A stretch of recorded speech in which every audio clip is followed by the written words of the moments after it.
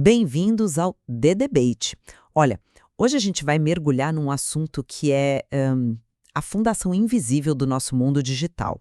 É algo que usamos milhares de vezes sem nem pensar. Como um arquivo é realmente salvo em um disco? A decisão de como organizar esses bits e bytes, ela impacta tudo, sabe? Da velocidade de abrir um vídeo, a chance de recuperar seus dados depois de uma falha. Pois é. E a nossa discussão hoje, ela gira em torno de uma escolha de engenharia que é fundamental, um verdadeiro dilema arquitetônico. O que é melhor?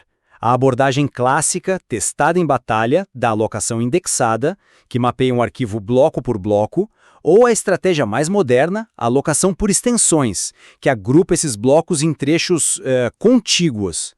Qual delas realmente se encaixa no que a gente precisa hoje? Eu vou defender que a alocação por extensões é a evolução pragmática, a evolução necessária. É a resposta inteligente para um mundo de arquivos gigantescos e hardware de alta velocidade, combinando a performance bruta com a flexibilidade que a indexação nos ensinou. E eu vou argumentar que a elegância matemática e a robustez da alocação indexada multinível, elas foram abandonadas cedo demais. Ela continua sendo uma base arquitetônica superior, cuja consistência e previsibilidade são virtudes que otimizações mais complexas, como as extensões, tentam, e nem sempre com sucesso, imitar. Genial para sua época, não há a menor dúvida. Nos anos 80, 90, quando os arquivos tinham alguns kilobytes, talvez megabytes, gerenciar um ponteiro para cada bloco de 4K era perfeitamente razoável. Mas as demandas elas mudaram radicalmente. Hoje a gente lida com máquinas virtuais de 50 gigabytes, vídeos em 4K de 100 gigabytes. Tentar gerenciar um arquivo desses bloco a bloco é como dar direções para uma viagem de São Paulo ao Rio de Janeiro, listando cada esquina, cada semáforo. É impraticável. Para um único arquivo de 100 GB, o método antigo precisa gerenciar mais de 26 milhões de ponteiros. 26 milhões de vire à direita aqui. O sistema passaria mais tempo lendo o mapa do que dirigindo. As extensões, então, resolvem isso de uma forma genial.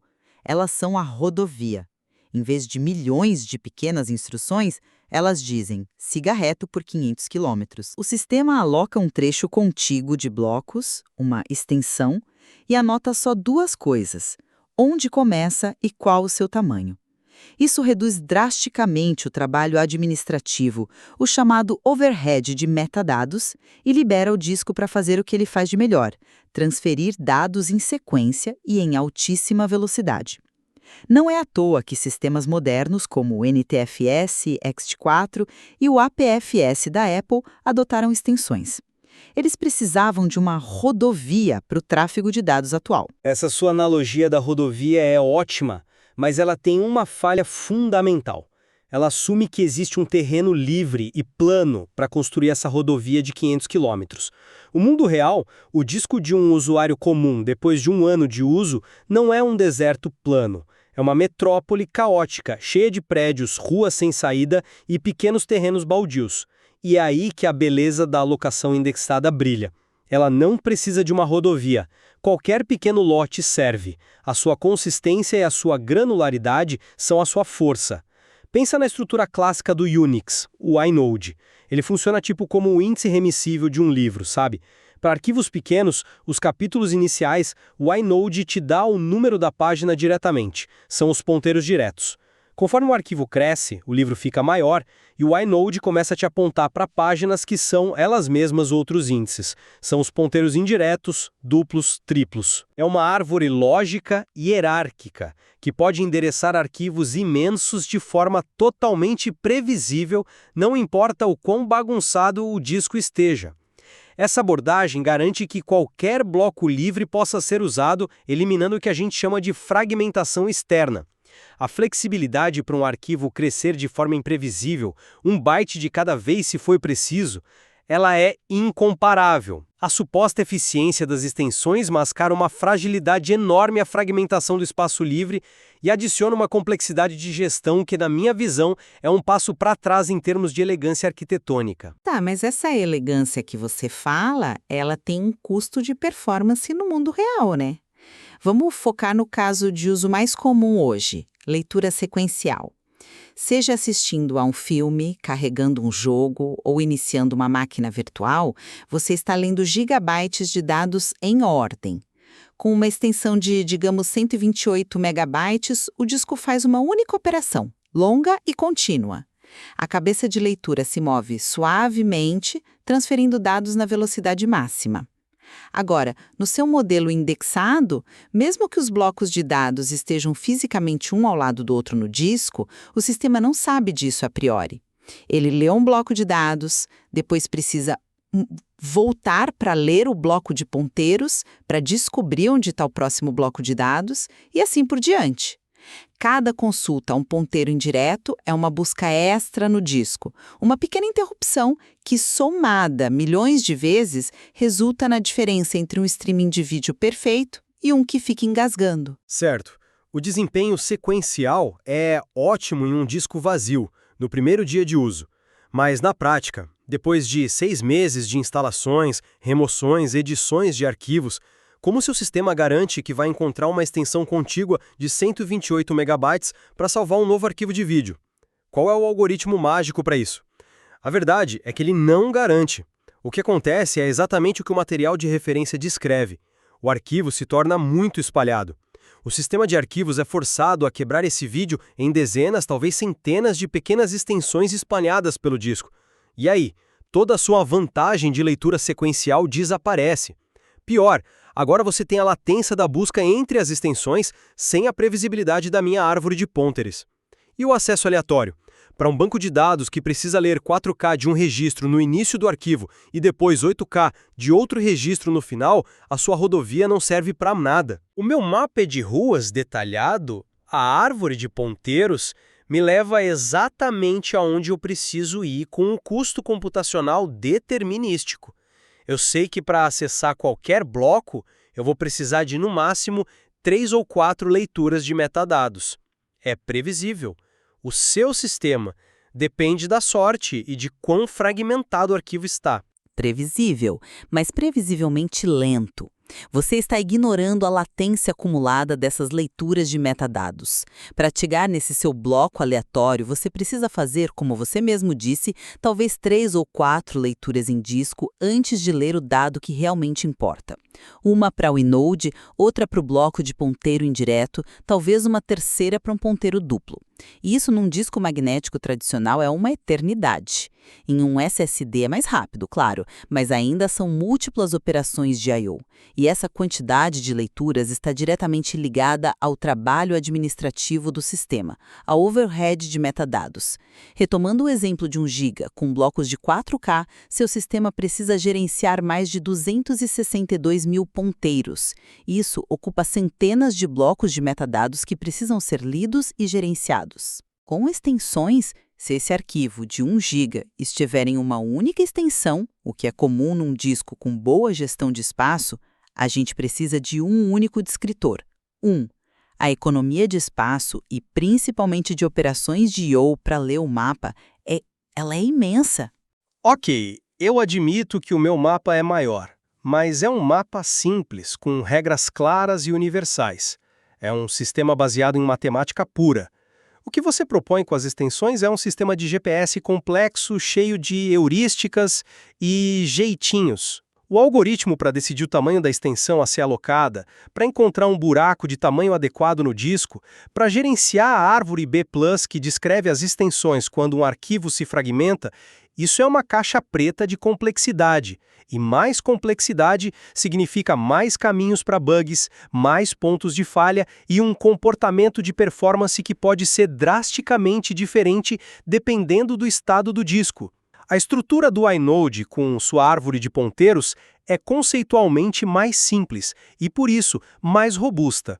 É uma arquitetura que passou por décadas de validação em campo. A simplicidade dela é uma virtude, não uma limitação. Mas essa complexidade é gerenciada pelo sistema operacional, não pelo usuário. E os sistemas modernos são muito bons nisso. Eles usam estratégias inteligentes como Delayed Allocation, ou alocação adiada, onde o sistema espera juntar vários dados em memória antes de decidir onde escrevê-los no disco. Isso aumenta muito a chance de encontrar um espaço contíguo grande e criar uma extensão eficiente. Você chama de jeitinho, eu chamo de otimização inteligente. É a mesma razão pela qual a gente não escreve mais em linguagem assembly.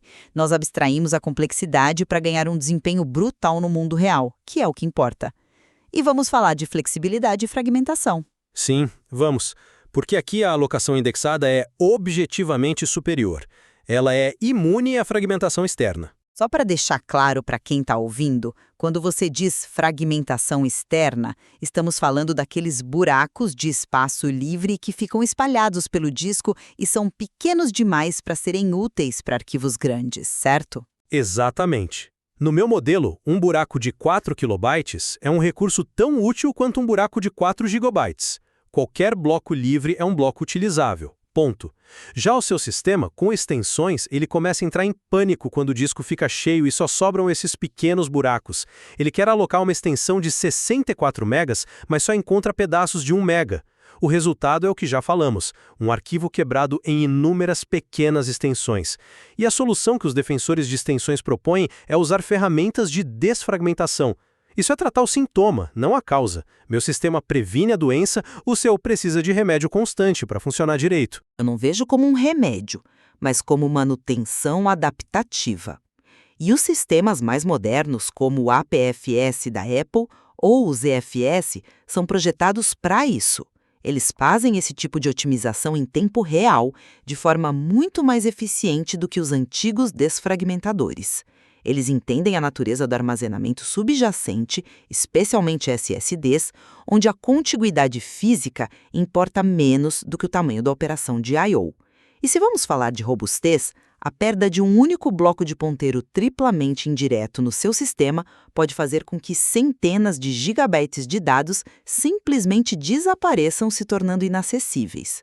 O risco de perder um nó crítico na estrutura de metadados existe em ambos os modelos. Não há uma superioridade clara em termos de recuperação de desastres. Aí eu discordo. A estrutura da árvore de ponteiros é mais simples e, portanto, mais fácil de ser verificada e reparada por ferramentas de recuperação. Um utilitário como o FSC tem mais de 40 anos de experiência em navegar e reconstruir essas árvores. É um problema bem compreendido. Reconstruir uma árvore de extensões fragmentada onde os metadados podem estar inconsistentes é um desafio muito maior. A simplicidade e a previsibilidade da alocação indexada levam sim a uma maior robustez na hora da recuperação. Ela não faz suposições sobre a contiguidade do espaço livre, ela simplesmente funciona de forma elegante e eficiente em qualquer estado do disco. Ela é fundamentalmente mais adaptável ao caos, que é o estado natural de um sistema de arquivos em uso. Fica claro que a alocação por extensões não é uma bala de prata, mas sim uma adaptação pragmática e inteligente. Ela não jogou fora os conceitos da indexação, mas os envolveu em uma camada que otimiza para o gargalo do mundo moderno, o I/O sequencial de arquivos massivos. Nós assumimos uma complexidade maior no software, nos algoritmos de alocação, para extrair o máximo de desempenho do hardware moderno, que é otimizado para ler e escrever grandes blocos de dados de uma vez. É um trade-off. E eu acredito que é o trade-off correto para 99% dos casos de uso atuais. E eu mantenho que a base matemática e a consistência da alocação indexada multinível oferecem uma robustez e uma flexibilidade granular que não deveriam ser descartadas como antigas.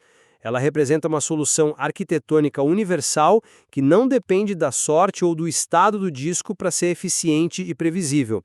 As extensões são uma camada de otimização, uma heurística aplicada sobre um problema fundamental, mas os princípios da indexação, de mapear logicamente um arquivo bloco a bloco, permanecem indispensáveis como a fundação de tudo. E talvez a prova de que nós dois temos razão, em parte, é que os sistemas mais bem-sucedidos hoje são híbridos. O EST4, o sistema de arquivos padrão em muitas distribuições Linux, usa extensões por padrão, mas se um arquivo se torna extremamente fragmentado, ele tem a capacidade de voltar a usar o antigo mapa de blocos indexado. Ele reconhece que cada abordagem tem o seu lugar. Isso demonstra que não há uma única resposta, mas um contínuo espectro de decisões que os engenheiros de sistemas operacionais devem navegar. Exatamente, a escolha não é binária. E a análise aprofundada desses mecanismos revela a incrível complexidade escondida sob a simples ação de salvar um arquivo. Mostra que não há almoço grátis em ciência da computação. Cada ganho de desempenho em um cenário vem com um custo em outro. E o material de base que discutimos hoje oferece ainda mais detalhes para quem deseja explorar como essas decisões de engenharia fundamentais moldam silenciosamente toda a nossa experiência digital.